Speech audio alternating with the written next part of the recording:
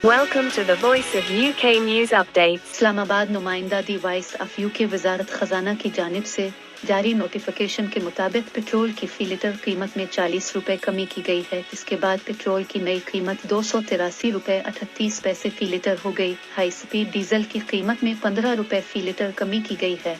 इसके बाद डीजल की नई कीमत 303 रुपए 18 पैसे फी लीटर हो गई है। मिट्टी के तेल की कीमत में 22 रुपए 43 पैसे की कमी की गई। इसके बाद मिट्टी के तेल की नई कीमत 214 रुपए 85 पैसे लीटर हो गई है। वजारत खजाना के मुताबिक पेट्रोलियम मसनूआत की कीमतों में कमी की बुनियादी वजह अमरीकी डॉलर के मुकाबले में पाकिस्तानी रुपए की कदर में इजाफा और आलमी मंडी में खाम तेल की कीमतों में कमी है।